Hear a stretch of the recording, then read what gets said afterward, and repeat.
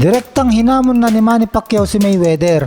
Ang mga malalaking tao sa Asia na sina Manny Pacquiao at Chinese na bilyonaryo na si Jack Ma ay nagsama sa isang video kung saan direkta nilang hinamon si Floyd Money Mayweather para sa isang boxing match. Sabi nga ni Pacquiao sa video ay kung gusto ni Mayweather ng totoong laban, siya ang labanan niya. At kung gusto naman ni Mayweather ng exhibition ay ang kaibigan ni Pacquiao na si Jack Ma ang kalabanin niya.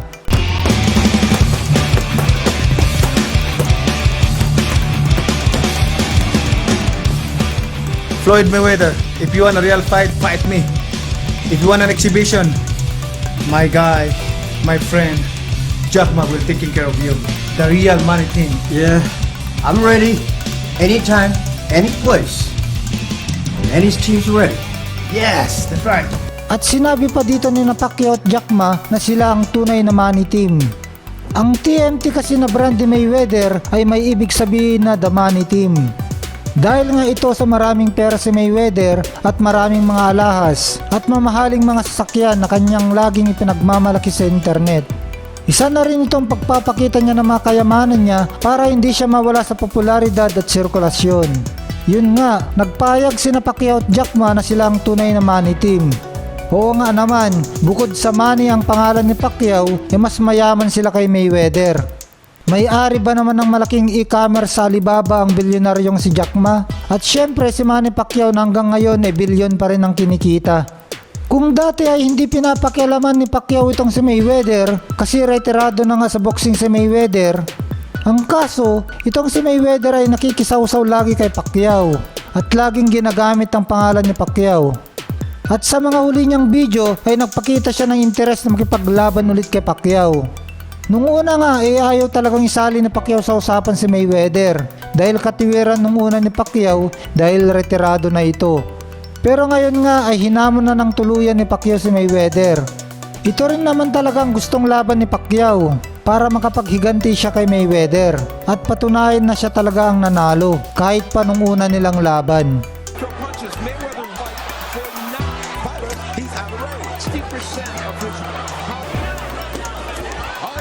Isa nga sa naniniwala noon nga si Pacquiao ang nanalo sa laban niya kay Mayweather ay si dating undisputed heavyweight champion Evander Holyfield.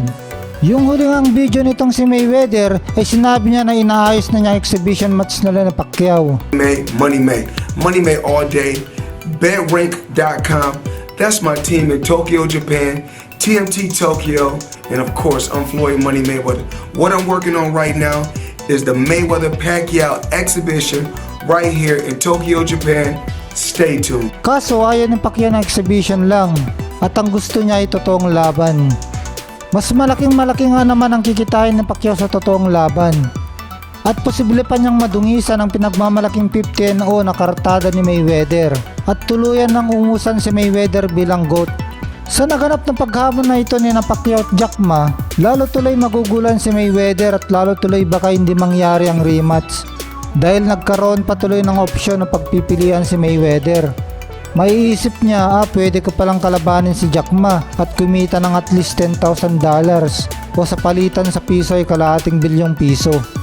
Ganitong halaga kasi ang kinita niya sa exhibition match niya sa Japan na tinapos lang niya sa loob ng isang round.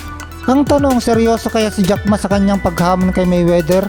Sabihin na natin na magaling sa karate si Jack Ma dahil nagkaroon nito ng maikling pelikula kasama si Jet Li noong 2017.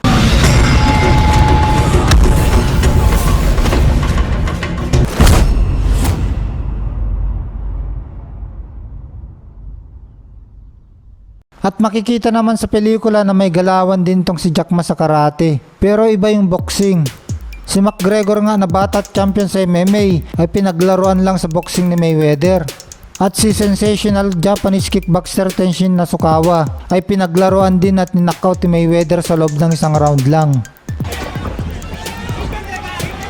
This is a man who can guard. Nasukawa now, Mayweather just comes in and throws his own body shot. Beautiful right hand dropping. Possibly can, and Mayweather drops him again.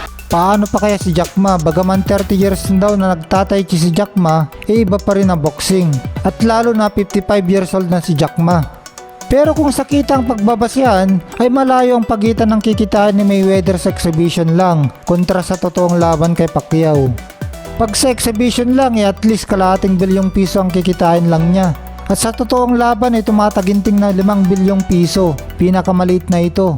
At mas malamang mas lalaki pa ito sa totoong kita.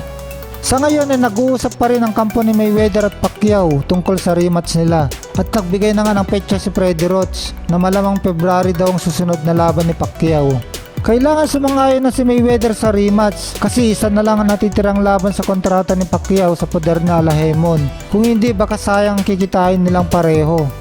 Salamat sa panonood, paki-like, comment, share itong video at subscribe ka na rin. Salamat!